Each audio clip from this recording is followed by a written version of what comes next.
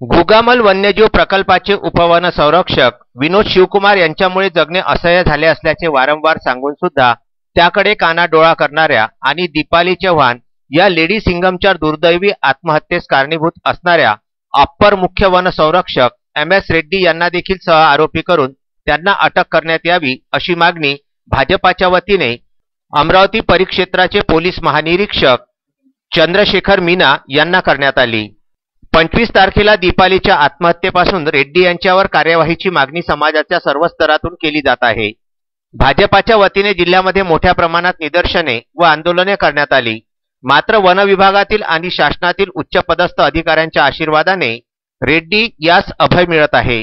अमरावती जिल्ह्याचे पोलीस अधीक्षक doctor हरिबालाजी N यांनी दीपालीच्या आत्महत्येपासून रेड्डी यांना जाहीर क्लीन चिट देणे सुरू केले आहे। वास्तविक पाहता दीपाली चव्हाण यांच्या आत्महत्या प्रकरणात अप्पर मुख्य वन संरक्षक MS रेड्डी दोषी नव्हते, तर मुख्यमंत्री उद्धव ठाकरे यांच्याकडेच असलेल्या वन खात्याने रेड्डींची 26 मार्च रोजी तडकाफडकी बदली का केली या प्रश्नाचे उत्तर मिळत नाही। दीपाली चव्हाण यांनी वेळोवेळी अवगत केले असल्याचे देखील त्यांच्या सुसाईड नोटमध्ये स्पष्टपणे नमूद केलेले आहे।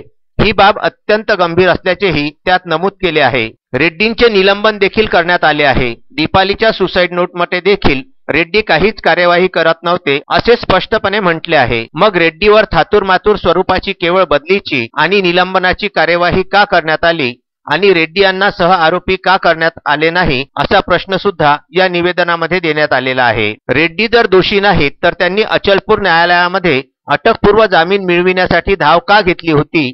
न्यायालयाने देखील त्यांचा अटकपूर्व जामीन का फेटाळला आणि अटकेमधील आरोपी विनोद शिवकुमार यास इतर आरोपींशिवाय VIP ट्रीटमेंट का मिळाली?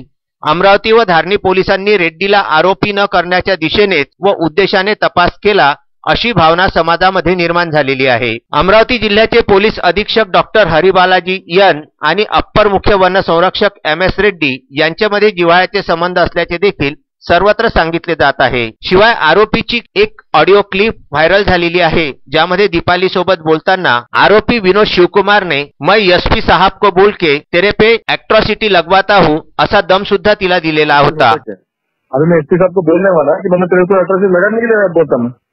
त्यामुळे दीपालीला न्याय मिळवून देण्यासाठी या प्रकरणाची निष्पक्ष चौकशी झाली पाहिजे आणि या प्रकरणाचा उच्चस्तरीय तपास व्हावा अशी भाजपाने मागणी केलेली आहे। दीपालीला न्याय मिळवून देण्यासाठी जनता रस्त्यावर उतरली तर कायदा आणि सुव्यवस्थेचा गंभीर प्रश्न निर्माण होऊ शकतो आणि यासाठी सर्वत्र जबाबदार हे पोलीस विभाग राहील असे या निवेदनामध्ये भाजपाने म्हटलेले आहे।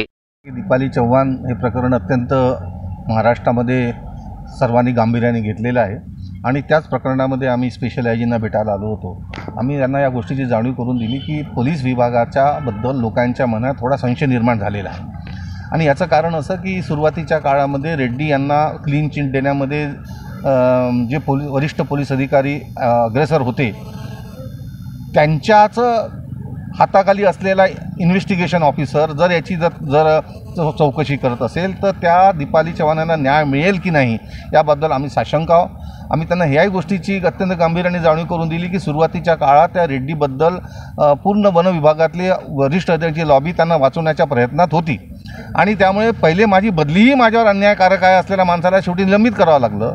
तसं असं न व्हावं की पोलीस विभागाच्या जर अत्यंत पारदर्शकपणे जर याचं इन्व्हेस्टिगेशन नाही केलं तर हा लोकांचा आणि प्रशासनाच्या विरोधातला असलेला हा जो रोष आहे हा वन विभागातून पोलीस विभागाकडे न वळता व्हावा आणि विनाकारण त्यामुळे दुसरे एक प्रकरण न तयार व्हावं। कारण की सुरुवातीच्या काळात त्या रेड्डीबद्दल ज्यांना सिंपती होती ते आता घरात बसलेले आहेत तर आणि आज रेड्डी यांना निलंबित करण्यात आला आहे। पण जर तुमच्या याच्यामध्ये पारदर्शकता नसली तर हा जो रोष आहे हा वन विभागाकडून पोलीस विभागाकडे वळता होईल आणि विनाकारण एक नवीन समस्या निर्माण होईल। त्यामुळे त्यांनी आम्हाला ॲश्युअर्ड केलं की नाही मी तुम्हाला या गोष्टीची ग्वाही देतो की अत्यंत पारदर्शकपणे आम्ही आणि कोणीही कितीही उच्च अधिकारी असेल जर त्याच्या विरोधात जर काही आम्हाला थोडेसेही पुरावे सापडले तर आम्ही त्याला त्याच्यातले जे कठोरातले कठोर जे कायदे आहे त्या कायदे त्याच्यामध्ये IPC मध्ये लावून त्यांना पुन्हा आम्ही अरेस्ट करू।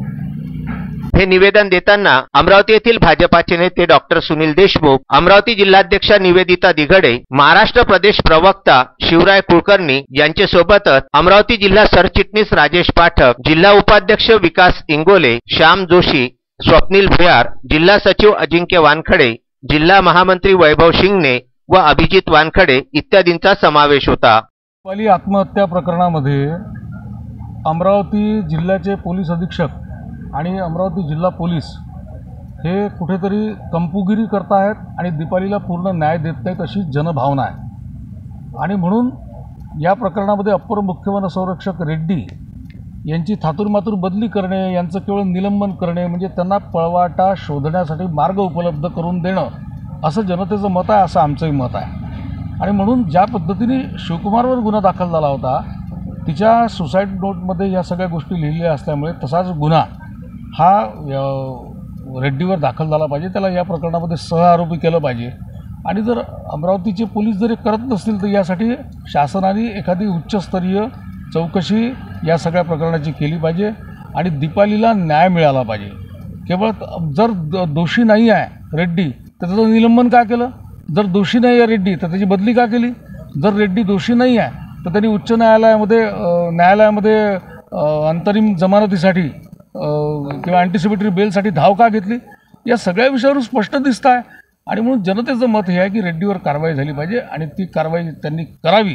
याच्यासाठी आम्ही आज इथल्या मीना साहेब यांची भेट घेतलेली आहे. Vidarbha news bureau, Amravati.